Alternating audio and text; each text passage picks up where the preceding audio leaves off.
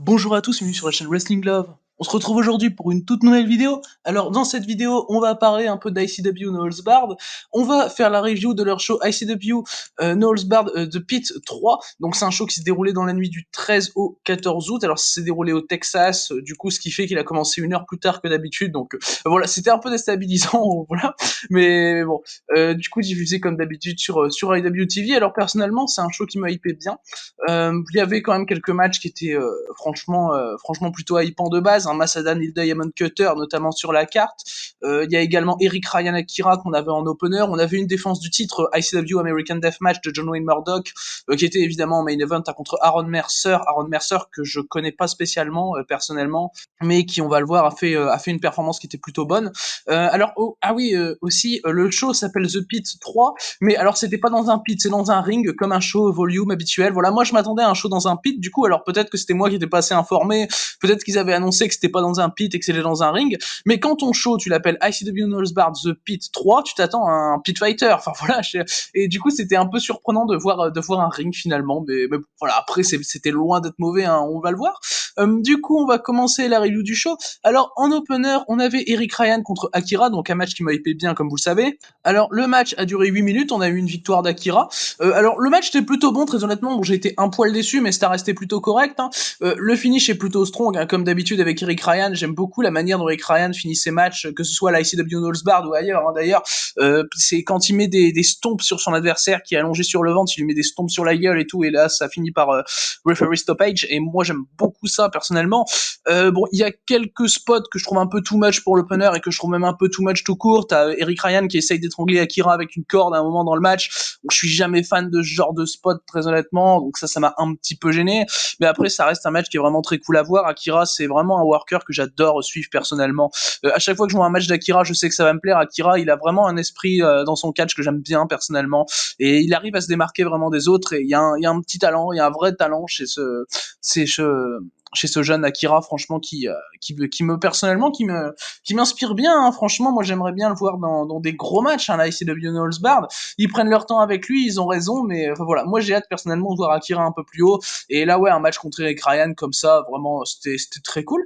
Du coup, j'ai mis 3,25 hein, au match. Du coup, voilà pour cet opener, donc remporté par Eric Ryan. On va maintenant passer au deuxième match du show.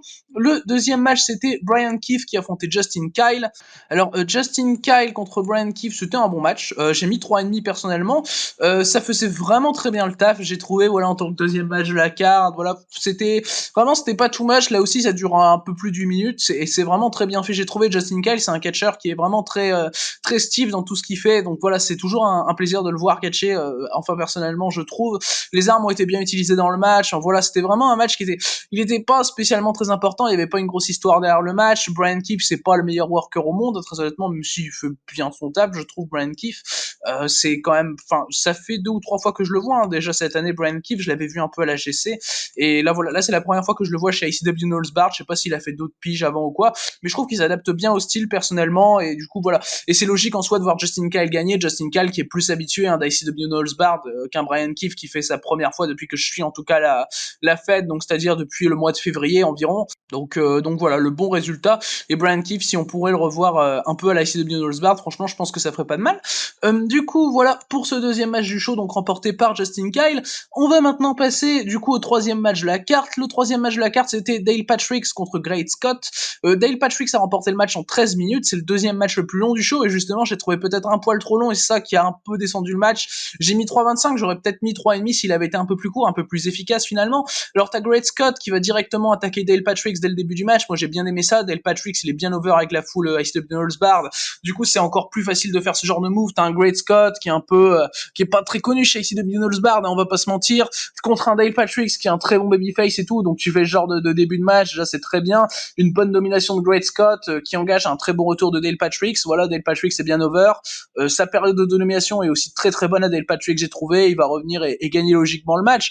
Alors enfin voilà, c'était un match qui était construit plutôt simplement, mais qui était vraiment bien fait, j'ai trouvé. Après ouais voilà pour finalement pour son ampleur finalement dans la carte, je suis pas spécialement sûr que ce soit la bonne chose de lui donner autant de temps. Après voilà, ça reste un match vraiment plaisant, j'ai trouvé. Du coup voilà, moi j'ai mis 3-25 et la victoire de Dale Patrick, c'est logique. Dale Patrick, il apparaît vraiment quasiment à tous les shows. ICW All-Stars, c'est toujours un plaisir de le voir. Dale Patrick, et franchement, je pense qu'il y a moyen d'avoir un gros match pour le ICW American Deathmatch entre John Wayne Murdoch et Dale Patrick. Moi, je pense que ça peut être vraiment très très bien parce que Dale Patrick, il fait vraiment super bien son taf. On l'avait vu chez ICW All-Stars dans le gros week-end de juin et c'était vraiment très bien, où il avait notamment battu Kevin Giza dans un super match en Pit Fighter. Donc voilà, moi j'attends le push pour Dale Patrick, pareil comme Akira. Franchement, c'est deux mecs que je vois aller un peu plus haut dans la carte d'ici peu. Du coup, voilà pour ce troisième match du show, donc logiquement rapporté par Dale Patrick. Du coup, on va pouvoir désormais passer au quatrième des 7 matchs du show. Le quatrième match du show, là aussi qui m'a hypé bien, c'était Orin Veidt qui affrontait Brandon Kirk, donc comme d'habitude accompagné par Casey Kirk. Alors évidemment, comme tout match de Brandon Kirk, tu vas avoir de la bonne huile. D'ailleurs, ça me fume à chaque fois. À chaque fois qu'il y a un match de Brandon Kirk, ça me fume. Et là, ça a évidemment été le cas. C'est les portes qui sont mises contre le coin pour servir d'armes finalement dans le match. Les portes dessus, il y a écrit toujours fuck de Kirk, c'est tout, et ça me fait toujours marrer ça. Et Brandon Kirk s'en sert bien d'ailleurs. Voilà, c'est franchement, il joue super bien son rôle, Brandon Kirk, je trouve. T'as un Orin Veidt qui va lui aussi être très très over avec la foule. Enfin, tu vois que la foule est vraiment contente quand t'as Orin Veidt qui place une espèce de lame sur le fond de Brandon Kirk. T'as Brandon Kirk qui commence à pisser le sang. Enfin, c'était un moment qui était plutôt cool, j'ai trouvé. Voilà, ça remet un peu Brandon Kirk à sa place. C'est Orin Veidt qui va logiquement gagner. Voilà, Brandon Kirk, il était là, voilà, pour perdre contre Orin Veidt. Ça me paraissait plutôt logique. Brandon Kirk, il joue bien son rôle de leader. Il est toujours aussi détestable, même quand il perd. Donc voilà, moi je trouve ça toujours très bien. Voilà. Enfin après, faut pas trop souvent le faire perdre non plus, Brandon Kirk. Je trouve.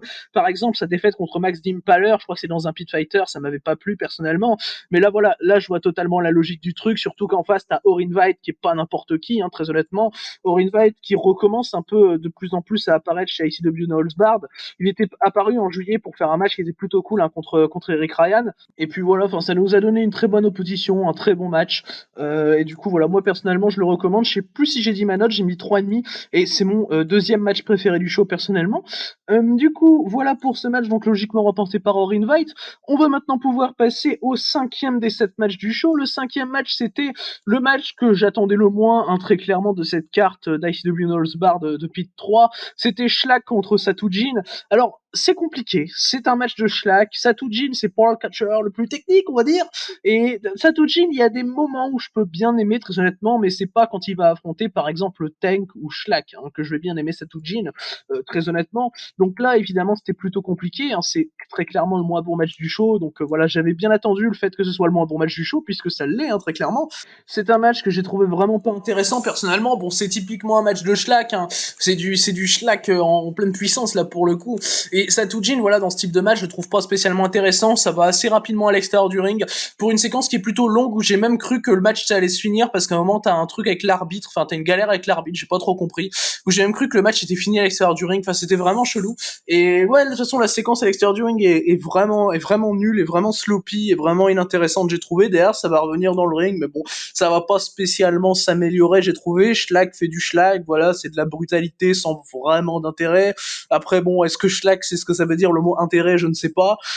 Satujin, voilà, il a fait du Satujin, même si bon, c'est moins pire que schlag, évidemment. Et moi, personnellement, voilà, le match, je lui ai mis 2, faut pas s'attarder dessus, très honnêtement. Et le pire, c'est que c'était même trop long alors que ça durait 8 minutes, quoi. Alors, imaginez un match de 13 minutes comme le Patrick contre Great Scott ou comme le main event, quoi. Donc c'était plutôt compliqué. Du coup, victoire de Shlak plutôt logique. D'ailleurs, tant que je parle de Shlak, il était censé avoir un rematch contre Shane Mercer chez ICW No Holds Barred, Shlak, et bah finalement, il a toujours pas eu son rematch contre Shane Mercer. Donc bon, plutôt compliqué parce qu'on rappelle qu'il l'avait affronté lors de la WrestleMania Week, Shane Mercer. Si je dis pas de bêtises, c'était dans le show où le titre ICW American Deathmatch avait été inauguré.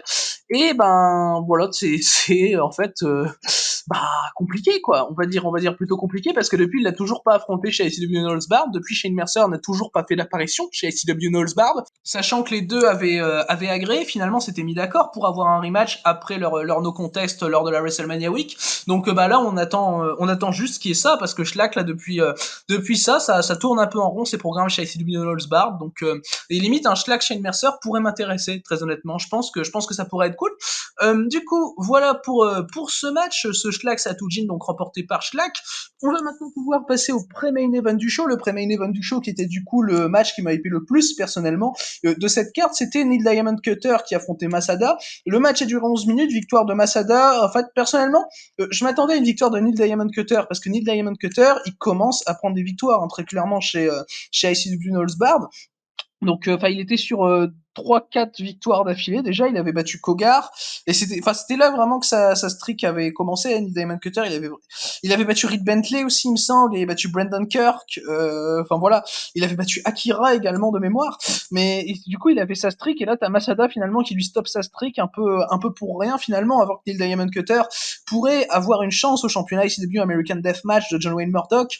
Donc voilà, moi personnellement, je m'attendais vraiment à voir Cutter gagner et se servir de cette victoire pour demander une chance au titre de John Wayne Murdoch et pourquoi pas aller le chercher ce titre, parce que franchement, Neil Diamond Cutter qui prend le titre à Murdoch, je trouverais ça vraiment pas déconnant personnellement, même si je pense qu'au vu des stories actuellement, c'est parti pour que ce soit Eric Ryan. En tout cas, c'est ce que je vois personnellement au vu du booking actuel d'ICW Knowles Bard.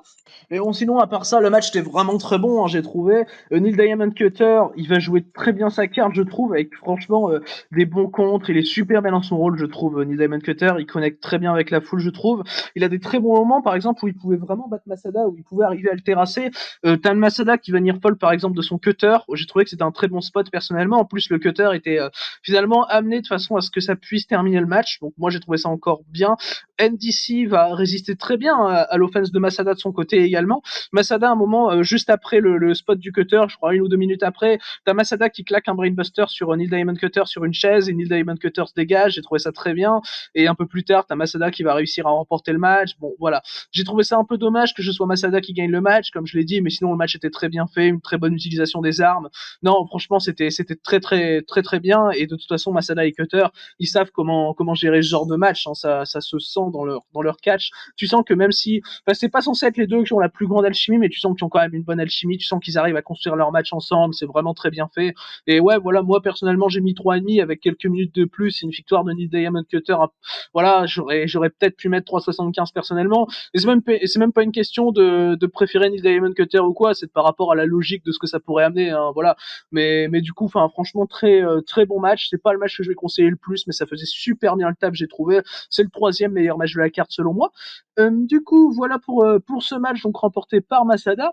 On va maintenant pouvoir passer au main event du coup de ce show. Le main event, c'était donc le match pour le championnat ICW American Deathmatch. C'était John Wayne Murdoch contre Aaron Mercer. Donc John Wayne Murdoch qui défendait évidemment son titre. Ça fait beaucoup de défense hein, d'ailleurs pour John Wayne Murdoch depuis qu'il a le titre. Il défend à quand même pas mal de shows. Je dirais que c'est la 6e ou 7e défense de titre hein, depuis qu'il a battu Eric Ryan à Knowles Bard Volume 12 pour remporter le titre.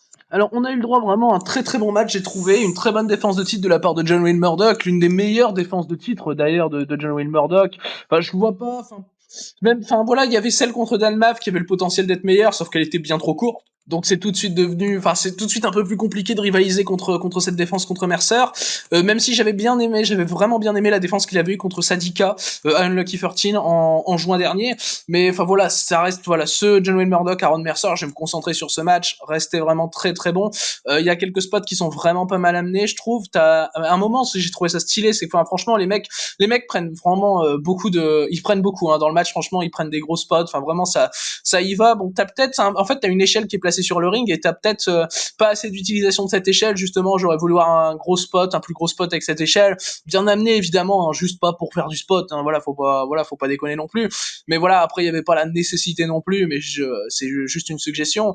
Et par exemple, tu vois, il y a vraiment pas mal de spots et notamment avec des portes et tout. À Mercer, à un moment, il a retour, il fait une souplex sur John Wayne Murdoch sur une porte.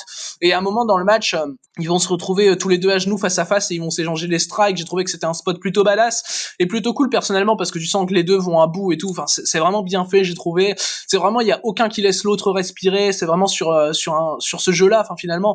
Et c'est vraiment toujours très intéressant. J'ai trouvé Aaron Mercer, c'est une très bonne découverte hein, dans ce match très clairement. Je l'avais peut-être déjà vu catcher 1 ou 2 fois, mais pas plus. J'ai même pas de souvenir d'Aaron Mercer, donc c'est vraiment 1 ou 2 fois grand max, hein, très honnêtement.